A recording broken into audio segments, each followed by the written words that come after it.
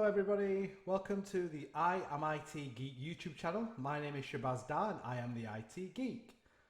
This is the fourth and final episode in the Azure Multi-Factor Authentication Series. Before we jump into this episode, I just want to give a quick recap as to what we've done so far in the series. So episode 1 was the Azure Multi-Factor Authentication introduction, and we had a look at some of the requirements.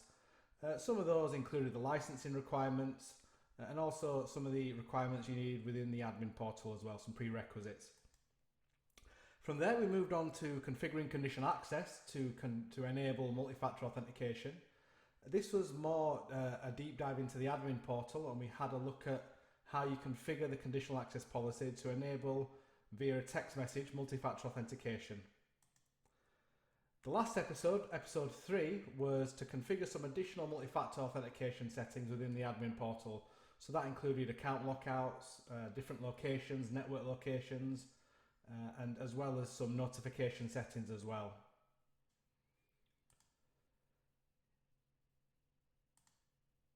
In this week's episode, as I mentioned, which is the final episode in the multi-factor authentication series, we're going to enable password writeback for self-service password reset. This is the option that allows users to change their own passwords rather than having to contact an admin to change their password. Some of the settings we're going to configure the required permissions for the password writeback. We'll then enable the password writeback option in Azure AD Connect, so we'll take a bit of a look into some of the settings there. Finally, we'll enable the password writeback in Azure AD, the self-service password reset option. Let's jump straight in and configure the required permissions for password writeback.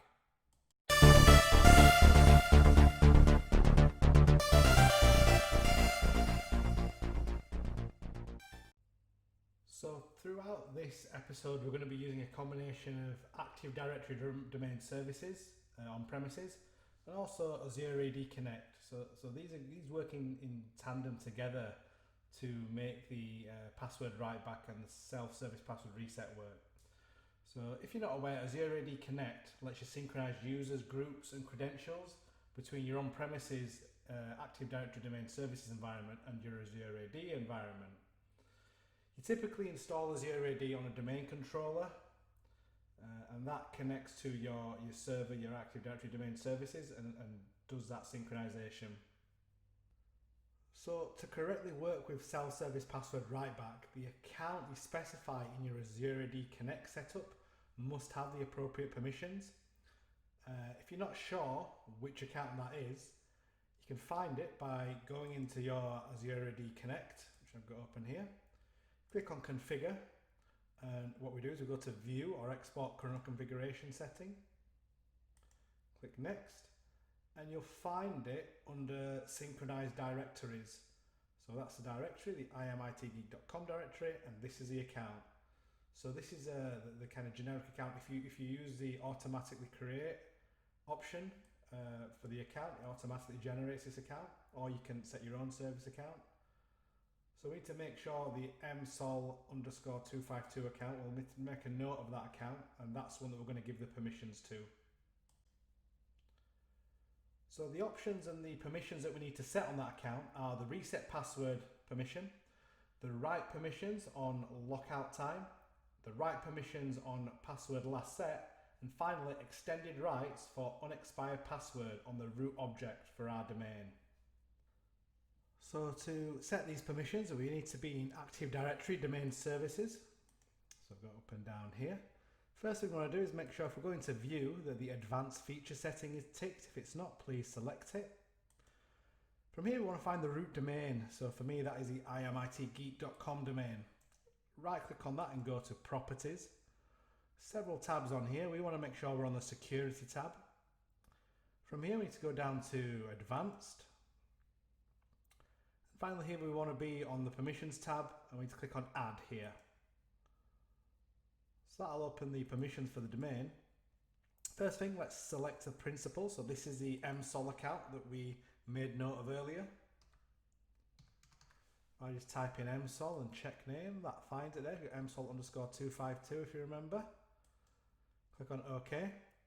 And now we just need to make sure that the applies to, that this is set to the descendants user objects first of all, because the first setting we want to set is reset password, which is there. So now the password reset option is set there. We want to go to properties, and now we're looking for two options: write lockout time and write password last set. So as you can see, there are a lot of properties. So we need to go down to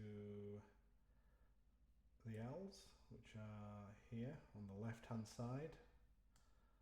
Write lockout time, which is the first one. And if we look at the right hand side, we're looking for write PWD last set.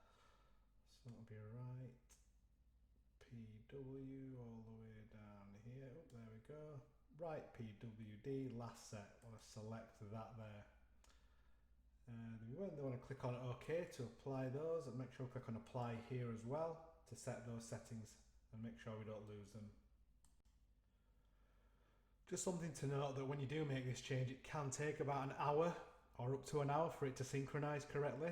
So we've got to be a bit patient. So we'll close these windows and we'll go on to the next setting that we need to configure.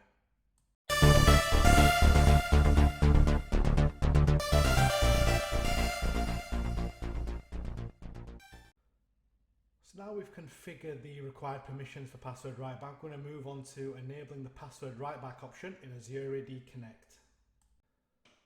So to enable password writeback option in Azure AD Connect, we need to be in Azure AD Connect. So we're back on the domain controller.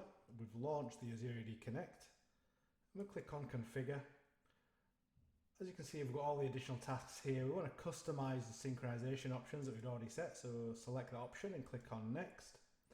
And here we need to put in our Azure AD Global Administrator so it can connect. So the account name's already in for us. Just going to put my password in now.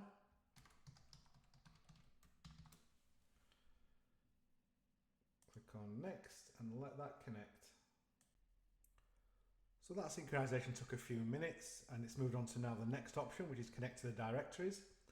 So we don't want to change anything in this option. What we really need to get to is the optional features, and that's where our writeback option is going to be. So let's just click next on this screen, and then for the domain OU filtering, we don't want to change anything in here, so we're going to click on next again. And here we have the optional features. This is where we need to make the change. So as you can see, if we go down here to password writeback, by enabling password writeback, password changes that originate from Azure AD will be written back to your on-premises directory. So that is the option that we want. So we'll click on that and go to next. So that can take a few minutes for that to synchronize. So that'll move us on to the single sign-on screen. So here again, we don't want to make any changes. We can see the imitgeek.com credentials for the domain are already in there. So I'll just click on next again to configure it. And this will enable the writeback setting in Azure AD Connect. So we can move now on to the final step. Once we've clicked on configure, and then that'll start a synchronization. Click on configure and allow that to verify and synchronize.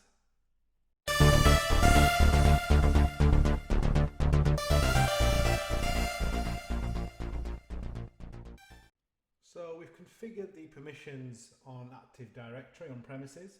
We've then configured Azure AD Connect on premises. Final part to enable self-service password reset is to make sure the setting within Azure AD is selected.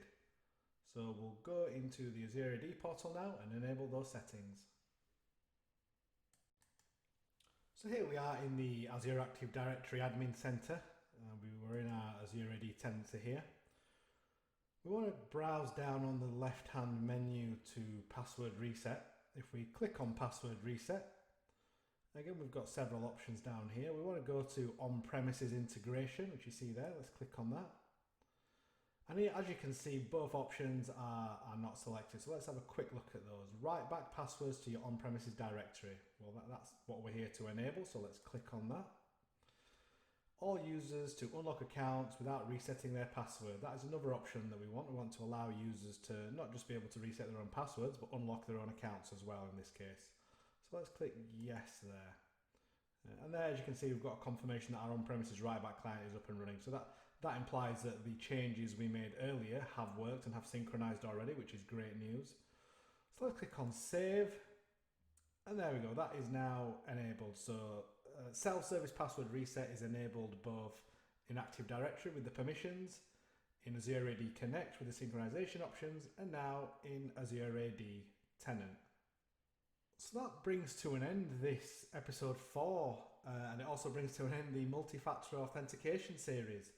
Let's just go through a quick summary of what we did in this episode. So we configured the required permissions for password writeback in Active Directory on premises. We then enabled the password writeback option in Azure AD Connect, and we allowed that to synchronize up to Azure AD. Finally, we enabled the writeback option to on-premises in Active Directory in Azure. So basically the option was enabled on-premises and both in Azure AD. So that brings to an end the episode 4 of the Azure MFA series. It's also the last episode in the series, as I mentioned before. If there's any part of the series that you want me to go into more detail with, for example, if you want me to look into conditional access a bit more and give you an idea of some of the different options you can do around conditional access, not just for multi-factor authentication, then please leave me a comment or hit me up on my Twitter, which is @ShabazDar. If there's any other requests that you want to make on any other topics as well, please let me know.